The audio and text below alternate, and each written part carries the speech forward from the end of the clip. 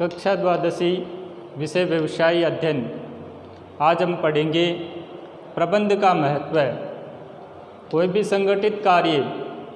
संगठित कार्य चाहे वह किसी भी क्षेत्र में हो, आर्थिक क्षेत्र में हो, सामाजिक क्षेत्र में हो या राजनीतिक या न्यायिक क्षेत्र में हो, उसे अपना उद्देश्य प्राप्त करने के लिए सुचारू प्रबंध की आवश्यकता रहती है।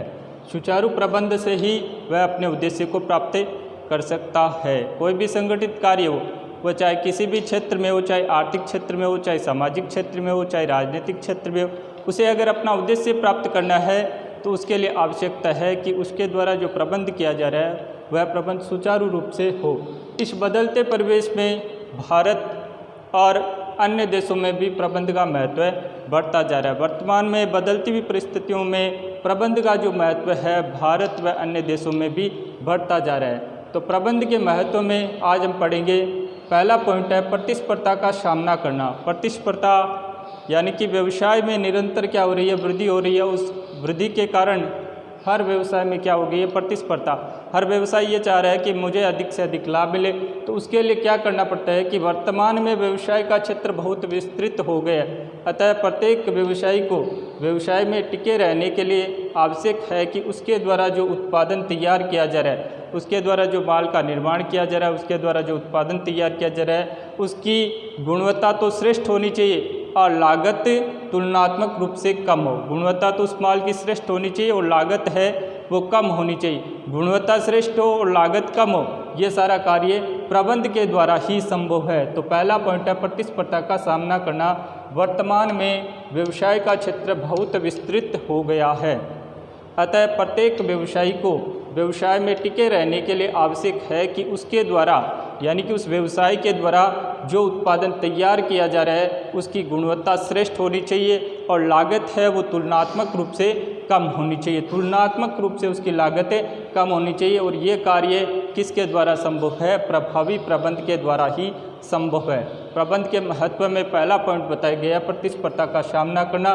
वर्तमान में व्यवसाय का क्षेत्र बहुत विस्तृत हो गया है और इस प्रत्येक व्यवसायी को व्यवसाय में टिके रहने के लिए आवश्यक है कि उसके द्वारा जो उत्पादन तैयार किया जा रहा है या उसकी गुणवत्ता श्रेष्ठ होनी चाहिए और लागत तुलनात्मक रूप से कम होनी चाहिए। ये प्रभावी प्रबंध के द्वारा संभव है। उसके बाद में बताया गया संसाधनों का विकास।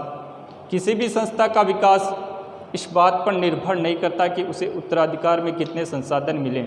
किसी भी संस्था का अगर विकास है वो इस बात पर निर्भर नहीं करता कि उसे उत्तराधिकार में यानी कि पहले से कितने संसाधन मिले, बल्कि इस बात पर निर्भर करता है कि उसने स्वयं कितने संसाधनों का विकास किया है, कि उस संस्था के द्वारा स्वयं से के द्वारा कितने संसाधनों का विकास किया गया और यह संसाधनों का विकास का कार्य है, उसमें प्रबंध का बहुत अधिक महत्व है। नव परिवर्तन और उसका उपयोग। नव परिवर्तन से आशय है किसी नई वस्तु का उत्पादन करना या किसी नई वस्तु को प्रारंभ करना, व्यवसाय के अंतर्गत नयापन लाना, जिससे क्या है कि हर ग्राहक उस व्यवसाय से आप जुड़ा रहता है। नव परिवर्तन से आशय है किसी नई वस्तु का उत्पादन करना, जैसे फुटकर व्यापार के स्थान पर ऑनलाइन ई व्यापार प्रारंभ करना। जो फुटकर व्यापार था उसमें काफ़ी संख्या में भीड़ लगी रहती थी, उसके लिए ऑनलाइन ई व्यापार प्रारंभ करना या इसी प्रकार किसी भुगतान या प्राप्ति की हार्ड कॉपी के स्थान पर मोबाइल संदेश प्राप्त करना। इस प्रकार से क्या है कि अगर व्यवसाय में नयापन आएगा तो इसे व्यवसाय से है ग्राहकों को भी सुविधा रहेगी और उस व्यवसाय को भी सुविधा रहेगी और इस कार्य के लिए प्रबंध का बहुत अधिक महत्व है। अगला पॉइंट है संगठन का अस्तित्व, संरक्षण और वृद्धि। संगठन का अस्तित्व बनाए रखने के लिए भी प्रबंध की आवश्यकता रहती है। प्रबंध किसी संगठन के विभिन्न आवकों जैसे कच्चा माल है, ईंधन है या विभिन्न परिवर्तित उत्पादों व सेवाओं में समुचित सामंजस्य यानी कि सब में आपस में तालमेल रख करके स्थापित करके संगठन के अस्तित्व को सुनिश्चित करता है। प्रबंध की प्रकृति। अभी हमने पढ़ा प्रबंध का महत्व है, अब है प्रबंध की प्रकृति यानी कि प्रबंध का स्वभाव किस प्रकार है। उसके स्वभाव को निम्न रूप से देखा गया। सबसे पहला पॉइंट बताया गया प्रबंध बहुविद्या के रूप में। तो इसमें सबसे पहले लिखा है विद्या। विद्या किसे कहा जाता है? ज्ञान की प्रत्येक स्वतंत्र शाखा को विद्या कहा जाता है। ज्ञान की ऐसी शाखा जो स्वतंत्र रूप से कार्य करती है उसे हम विद्या कहते हैं। प्रबंध अपने आप में एक स्वतंत्र विद्या है। प्रबंध जो शाखा है वो अपने आप में एक स्वतंत्र शाखा है, एक स्वतंत्र विद्या है। ज्ञान की प्रत्येक स्वतंत्र शाखा को विद्या कहा जाता है। इसी प्रकार प्रबंध अपने आप में एक स्वतंत्र विद्या है, लेकिन इसके जो सिद्धांत है, इसके जो नियम है, उनको विकसित करने में विभिन्न विद्याओं का योगदान होने के कारण प्रबंध को बहुविद्या के रूप में जाना जाता है। प्रबंध के जो सिद्धांत है, नियम है, उनको विकसित करने में बहुत सारी विद्याएं, बहुत सारे विषयों का योगदान होने के कारण प्रबंध को बहुविद्या के रूप में जाना जाता है।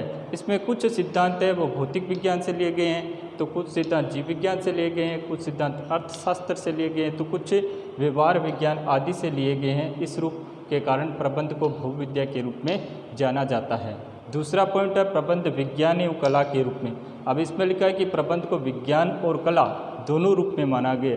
तो सबसे पहले हमें देखना पड़ेगा कि विज्ञान क्या है। किसी ज्ञान का क्रमबद्ध अध्ययन, किसी ज्ञान का क्रमबद्ध अध्ययन यानी कि एक के बाद एक क्रमबद्ध अध्ययन जो कारण और परिणाम में संबंध स्थापित करता है, उसे हम विज्ञान कहते हैं। किसी ज्ञान का क्रमबद्ध अध्ययन और जो कारण और परिणाम में संबंध स्थापित करता है, उसे हम विज्ञान कहते हैं। तो प्रबंध के रूप में ये कार्य है वो नियोजन से लेकर के नियंत्रण तक किया जाता है। प्रबंध में ये कार्य सबसे पहले नियोजन होता है, यानी कि कोई योजना तैयार की जाती है, उसके बाद संगठन का कार्य किया जाता है और उस संगठन में समन्वय स्थापित किया जाता है और उसके बाद में नियंत्रण का कार्य किया जाता है। यानी कि प्रबंध के अंतर्गत भी ये क्रमबद्ध होता है। सबसे पहले कोई योजना होगी, उसके बाद उसमें संगठन में कार्य किया जाएगा और नियंत्रण किया जाएगा। तो इस प्रकार से हम देखते हैं कि प्रबंध को भी विज्ञान के रूप में माना जाता है। हम पढ़ रहे थे प्रबंध विज्ञान एवं कला के रूप में। तो विज्ञान के रूप में बताया गया। अब है कि कला, चातुर्य का प्रयोग कर वांछित परिणाम प्राप्त करना ही कला है। अपने चातुर्य का प्रयोग करके व्यवसाय के अंतर्गत कर्मचारियों से कार्य करवा करके वांछित जो परिणाम है उसे प्राप्त करना ही कला है। जैसे संगीत कला है, नृत्य कला है, चित्रकारी कला है, ये व्यक्तिगत कला गुणों पर आधारित है। इस प्रकार प्रबंध में देखा जाए तो प्रबंध कला और विज्ञान दोनों है। प्रबंध का कार्य प्रत्येक व्यक्ति नहीं कर सकता, उसके लिए उसमें कला होना आवश्यक है। जैसे नृत्य कला है, संगीत कला है, इसी प्रकार ये व्यक्तिगत गुणों पर आधारित है। तो इसी प्रकार प्रबंध की जो कला है वो भी व्यक्ति के गुणों पर आधारित है। तो इस प्रकार हम देख सकते हैं कि प्रबंध को कला और विज्ञान दोनों कहा गया है, लेकिन प्रबंध को शुद्ध विज्ञान नहीं कहा गया। विज्ञान के कुछ सिद्धांत है वो सर्वत्र रूप से सब जगह समान रूप से लागू होते हैं, लेकिन प्रबंध के जो सिद्धांत है वो देश परिस्थिति के अनुसार बदलते रहते हैं। इसलिए प्रबंध को कला और विज्ञान तो माना गया, लेकिन प्रबंध को शुद्ध विज्ञान नहीं माना गया। अगला है प्रबंध पैसे के रूप में। तो सबसे पहले हम देखेंगे पैसा क्या है। पैसे से आशय है विशिष्ट ज्ञान, अनुभव, प्रशिक्षण पर आधारित कार्य। पैसे से आशय है विशिष्ट ज्ञान, अनुभव और प्रशिक्षण पर आधारित कार्य जो फीस के बदले अपनी सेवाएं देते हैं। ऐसा कार्य जो प्रशिक्षण अनुभव पर आधारित कार्य है और जो फीस के बदले अपनी सेवाएं देते हैं, जैसे डॉक्टर है, वकील है, इन सबको पैसे की श्रेणी में रखा जाता है। अब हम देखेंगे प्रबंध पैसे के रूप में क्यों है।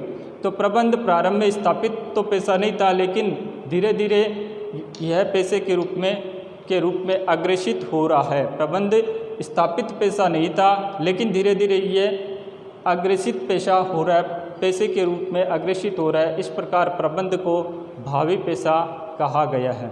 अगला है प्रबंध की सार्वभौमिकता। प्रबंध की सार्वभौमिकता के रूप में, सार्वभौमिकता से आशय है किसी ज्ञान का सर्वत्र एक समान रूप से लागू होना। सार्वभौमिकता का आशय है किसी ज्ञान का सर्वत्र एक समान रूप से लागू होना। तो इस रूप में भी प्रबंध में दो विचारधाराएं हैं। एक विचारधारा के अनुसार तो प्रबंध प्रक्रिया कार्य नियोजन, संगठन, निर्देशन, नियंत्रण, ये सभी कार्य आप किसी भी देश में किसी भी राज्य में चले जाओ, प्रबंध के रूप में समान रूप से लागू की जाएगी। प्रबंध के कुछ सिद्धांत प्रत्येक देश व स्थान की स्थिति के अनुसार लागू होते हैं। अभी हमने पढ़ा कि प्रबंध के कुछ सिद्धांत है वो तो प्रबंध के कुछ कार्य है प्रबंध प्रक्रिया के, वो तो सभी देशों में एक समान रूप से लागू किए जा सकते हैं, लेकिन प्रबंध के कुछ सिद्धांत है वो प्रत्येक देश स्थान और परिस्थिति के अनुसार बदलते रहते। इस प्रकार हम कह सकते हैं कि प्रबंध सार्वभौमिक है। प्रबंध तो सार्वभौमिक है, लेकिन इसके जो सिद्धांत है वो सार्वभौमिक नहीं है। ये था प्रबंध की प्रकृति। अब है आगे प्रबंध का क्षेत्र।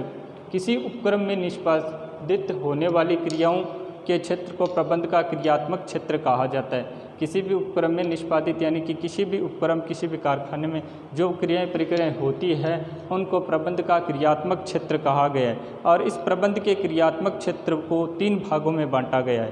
प्रबंध के क्रियात्मक क्षेत्र को 3 भागों में बांटा है। पहला है व्यावसायिक प्रबंध का क्रियात्मक क्षेत्र, दूसरा है गैर व्यावसायिक प्रबंध का क्रियात्मक क्षेत्र और तीसरा है नवीन क्रियात्मक क्षेत्र।